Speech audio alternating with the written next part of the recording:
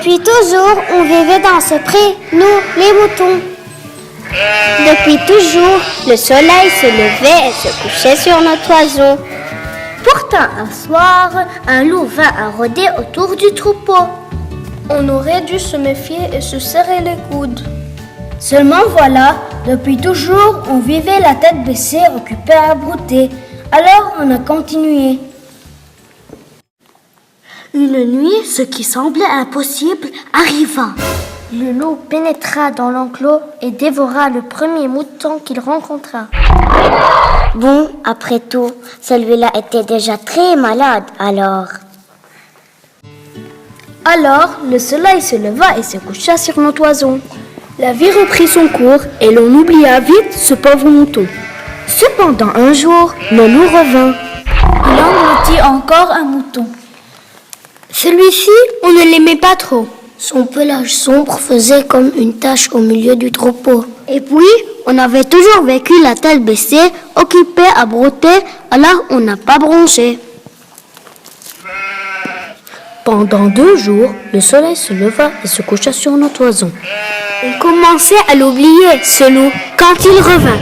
Cette fois-ci, il s'attaqua au mouton à 3 pattes, à celui qui louchait, et tua même une brebis et ses petits. Dans les rangs du troupeau, on commençait à s'inquiéter. Si ça continue comme ça, on va se faire tous dévorer. Ne craignez rien, le loup n'emporte que les plus faibles. Depuis toujours, on vivait la tête baissée, occupé à brouter. Alors, on n'a rien changé. Mais quand le loup revint la fois suivante, c'est au bélier qui s'attaqua. Il le surprit dans son sommeil et l'emporta au plus profond des bois. Nous étions effrayés, désespérés, accablés. Qu'allions-nous devenir sans notre chef?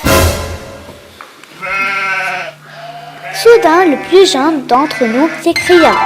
Si nous ne faisons rien, le loup va nous dévorer les uns après les autres jusqu'au dernier. Et alors, il sera trop tard pour résister. Aujourd'hui, nous sommes assez nombreux pour lui tendre un piège. Au lieu de pleurnicher, battons-nous pendant qu'il est encore temps.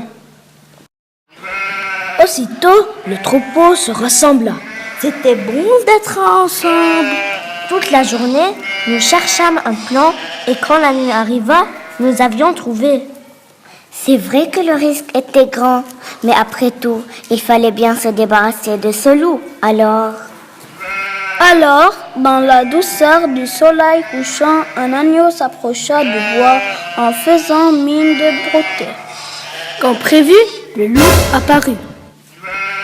Et comme prévu, nous gardâmes la tête baissée sans broncher. Soudain, l'agneau, compris de folie, se tourna vers le loup, lui tira la langue et enchaîna les meilleures grimaces de son répertoire. Le loup, qui n'aimait pas qu'on se moque de lui, bondit sur ce mouton rikiki. Mais il arrive parfois qu'un mouton rusé court plus vite qu'un loup énervé. Et ce n'était pas terminé. Les vieux, les jeunes, même les éclopés, tout le monde se mit à narguer le loup, le faire courir dans tous les sens pour l'attirer jusqu'au bout du pré. Là, à bout de nerfs, aveuglé par la colère, le loup tomba dans le piège que nous lui avions tendu. Il disparut dans la mer et on ne l'a plus jamais revu.